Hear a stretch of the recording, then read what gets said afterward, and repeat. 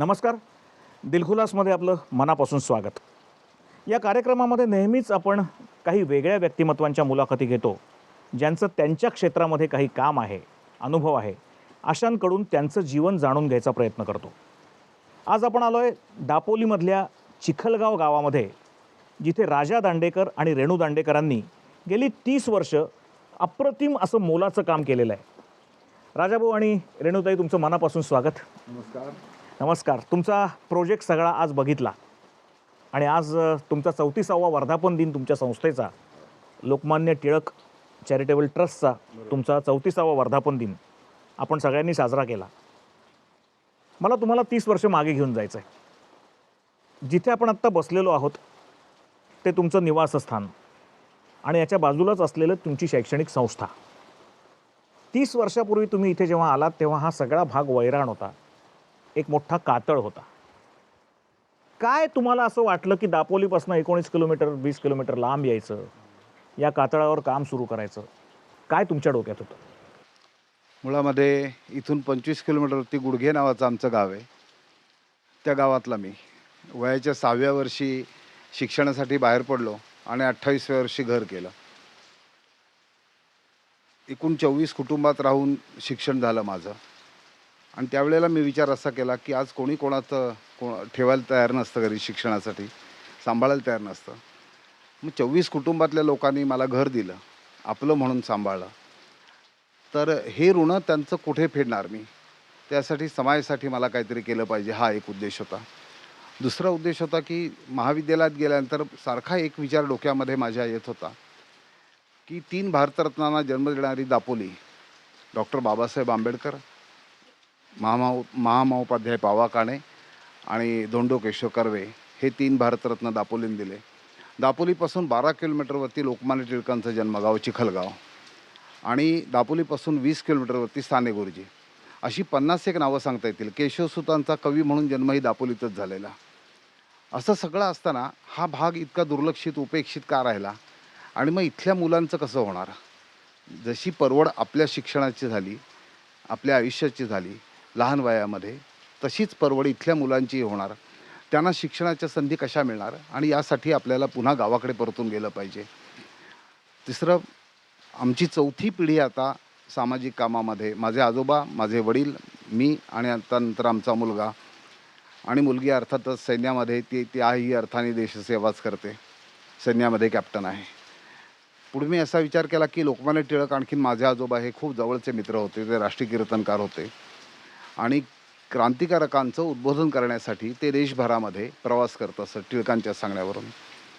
तर मग हा वारसा आपण पुढे चालवला पाहिजे. तो शहरात बसून होणार नाही. मी पुण्यासारख्या शहरात 9 वर्ष होतो.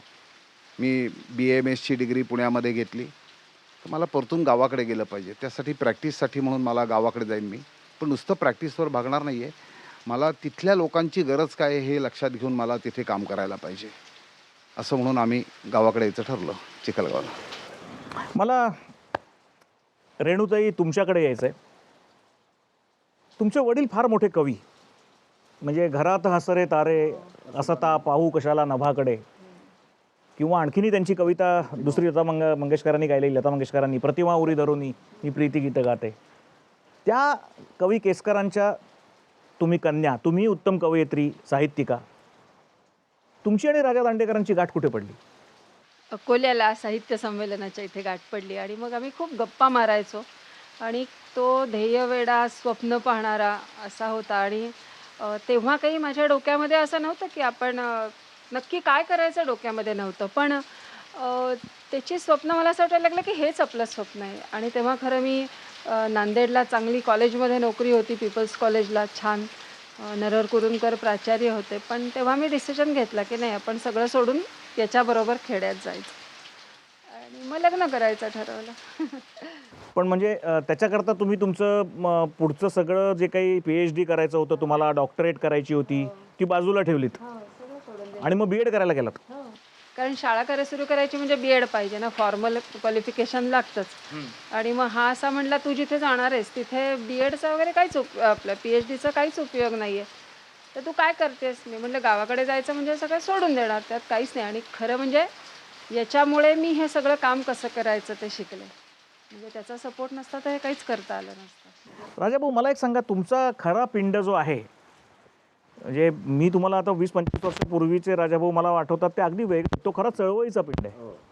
म्हणजे तुम्ही तुमच्या विद्यार्थी दशेत केलेल्या चळवळी, आणीबाणीच्या काळात तुम्ही भूमिगत राहून केलेली मदत किंवा त्याच्यानंतर त्या स्वीकारावा लागलेला कारावास, हा सगळा पिंड तुमचा लक्षात घेता म्हणजे निस्पृह समाजसेवा किंवा शैक्षणिक क्षेत्रातलं काम आणि हा चळवळीचा बंडखोरपणा, हे दोन राजाभाऊ तुम्हाला वेगळे वाटत नाहीत? त्यावेळेचा राजा वेगळा आणि आत्ताचा राजा वेगळा? तो निश्चितपणे वेगळा आहे आणि शिक्षणातूनच केवळ समाज परिवर्तन होऊ शकतं असं टिळकाने म्हटलं होतं आणि ते शाश्वत सत्य असं मला जाणवलं. आणि मूळ सगळं प्रश्नांचं मूळ कुठे असेल ते इथला जर मूल शिकलं चांगलं आणि तरच ते सुजाण होईल आणि मग चांगला नागरिक म्हणून जगायला लागेल. तर आपण शिक्षणापासून सुरुवात केली पाहिजे. मी जरी डॉक्टर असलो तरी दवाखान्याबरोबर इथे आपण पहिल्यांदा शिक्षण क्षेत्रामध्ये कामाला सुरुवात केली पाहिजे असा निश्चय केला होता. दुसरं आणखी एक जाणवलेलं शाश्वत सत्य आहे, ते पण फारच जळजळीतपणे मला जाणवलं होतं. आणीबाणीतल्या तुरुंगवासानंतर जे की मी अनुभवलं त्या तुरुंगवासामध्ये, सगळ्या पक्षाचे लोक होते, मोठमोठे राजकारणी होते, त्या आणीबाणीमध्ये जेलमध्ये होते, अनेक संघटनांचे लोक त्या जेलमध्ये होते. त्यांच्याशी जेव्हा माझा संपर्क आला आणि काही त्या काळात वाचन घडलं माझं, समग्र सावरकर वाङ्मय आम्ही जेलमध्ये सामूहिक वाचन केलं होतं. पॅपिलॉनसारखी कादंबरी त्याच वेळेला प्रकाशित झाली होती, तीही तिथे वाचली होती. आणि त्यानंतर मी असं ठरवलं की 77च्या इलेक्शनपर्यंत, त्या जनता पक्षाच्या निवडणुकीपर्यंत राजनीतीमध्येही थोडंफार काम केलं होतं आम्ही. आणि ते इलेक्शन झाल्यानंतर मात्र ठरलं की राजनीती ही आपलं क्षेत्र नाही, याच्यापुढे आपण राजनीतीमध्ये कधीही काम करायचं नाही असा निश्चय केला. आणखीन त्याचबरोबर ठरलं की कुठच्याही राजकीय पक्षाचं सभासद व्हायचं नाही आणि कुठच्याही पॉलिटिकल स्टेजवर जायचं नाही. आणखी एक अवघड निर्णय कार्यकर्ता म्हणून मी घेतला की मी एक ग्रामीण भागातला छोटा कार्यकर्ता आहे. मी कधीही शिक्षक होणार नाही. मी कधीही काही कोणाला शिकवलं नाही. जे काही करायचं ते कृतीतून करायचं. ज्याला आवडेल त्याने ते घ्यावं. कारण अनेक अशा गोष्टी आहेत की मला शेतीची आवड आहे, तर शेती काही मला वर्गात शिकवता येणार नाही विद्यार्थ्यांना. मी स्वतः शेती करेन की ज्या ठिकाणी शेती कोणी केली नाही आणि मला जिथे चॅलेंज मिळाले की याच्यावर काही होऊ शकत नाही. गावातल्या लोकांनी सांगितलं की गेल्या 400-450 वर्ष तिथे काही रुजलं नाही, कोणी काही शेती केली नाही, तर तुम्ही काय करणार? तर गमतीनं ते म्हणायचं की गुडघ्याला गुडघे फोडून आले, आता कातळावर डोकं फोडायला आले दांडेकर. ते म्हटलं हो, मी अशाच ठिकाणी काम करणार आहे की ज्या ठिकाणी चॅलेंजिंग आहे. मी माझ्या इथल्या लोकांना असं म्हणायचो, आमच्या परिसरातल्या गावकऱ्यांना वगैरे, की आपली भूमी इतकी वांझ नाही की जी आपल्याला पोसू शकत नाही. त्या आईसाठी आपण काय करतो एवढाच फक्त प्रश्न आहे. आणि त्यावेळेला ठरवलं की शेतीमध्येही काम केलं पाहिजे, शिक्षणामध्ये काम केलं पाहिजे, की जे इथल्या रोजच्या जगण्याशी संबंधित विषय आहेत लोकांच्या. आणि त्याचबरोबर आणखी एक महत्त्वाचा निर्णय कार्यकर्ता म्हणून घेतला. जसं राजनीतीत जायचं नाही घेतला, तसं 25 वर्ष काम करत असताना कुठेही भाषण द्यायचं नाही आणि काहीही लिहायचं नाही, फक्त काम करत राहायचं.